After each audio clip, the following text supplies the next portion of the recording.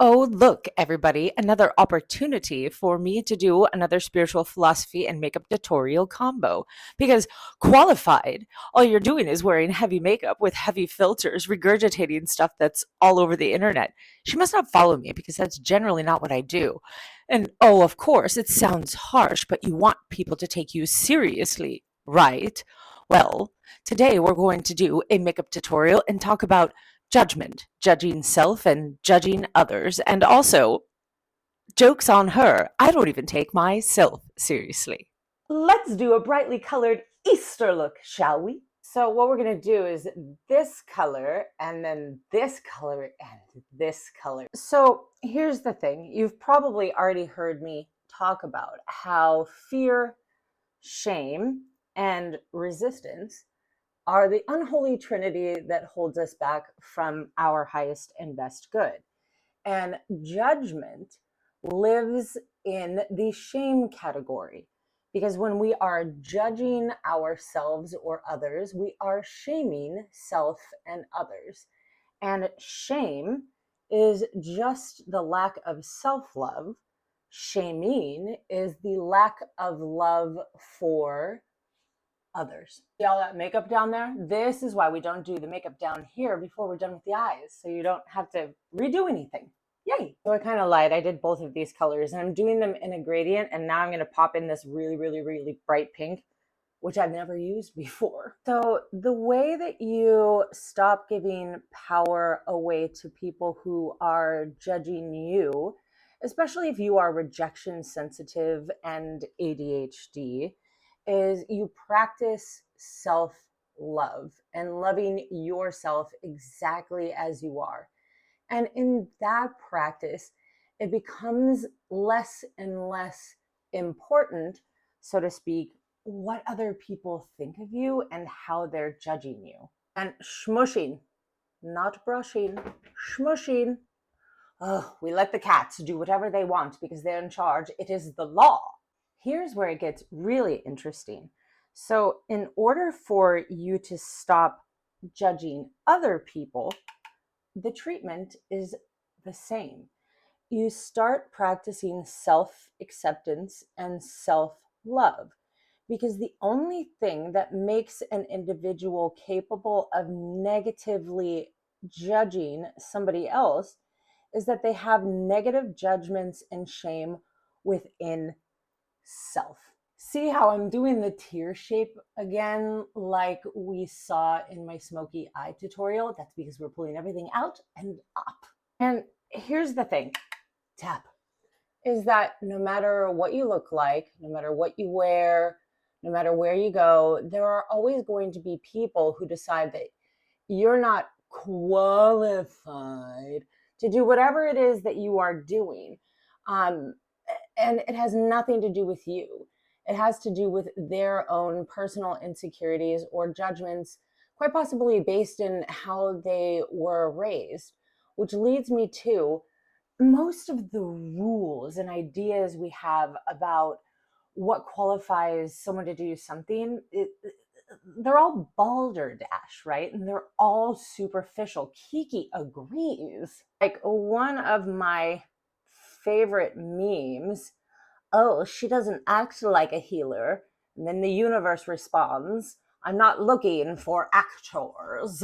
I'm just going to take that medium color again and go over in the crease to blendy, blendy, blendy. See how bright and scary those colors look in here, but once they're on, they're not scary? Don't be afraid to try new things.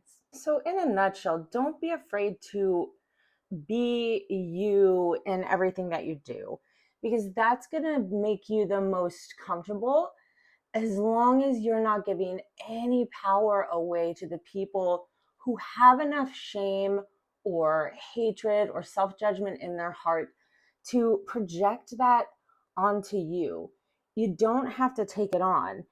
You are always going to be what makes you most comfortable, you most vibrant, you most authentic, and you are who you are because you're supposed to be you. You're not supposed to try to fit yourself into a little box. that other people want you to be in because it makes them feel more comfortable because of how uncomfortable they are with their own self and their own identity. I'm just cleaning this up down here, following the natural curve of my eye, because remember, being anybody but you is too hard to do. Now I've just gotten my brush. It's like a bullet brush, a little damp, and I'm smushing it around in some navy shadow because I'm going to do a little soft liner with the navy instead of just black because color. And you just want to smush right into your lash line. No brushing, no wiping, smushing. And that kind of starts to create a nice little blended smoky situation up there. Isn't that kind of pretty? And because this gal says she's here to throw light and not shade, I don't believe her, do you? I'm going to throw a little bit of dark blue glitter at my lash line because I'm in the mood to throw light, not shade. Smushing, no brushing. Smushing. So when we start healing our self-judgment and therefore our judgment of others through self-love, what happens is that we transmute all of that shame and transcend into a place of discernment, which is essentially being able to objectively view self and others without negative opinion or emotion, and just be able to determine whether or not something you're doing or something someone else is doing is right or wrong for you. Right being a positive thought or action, wrong being a negative thought or action. So something that's right for someone else may very well not be right for you, and vice versa.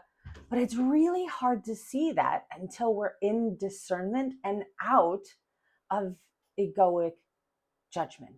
I'm going to put a little bit more of this light glitter shade on me because more light, less shade, my friends, right there in the inner corner. Oh, beautiful. And I just popped some directly into my arch. Don't do it everywhere. It's not 2002.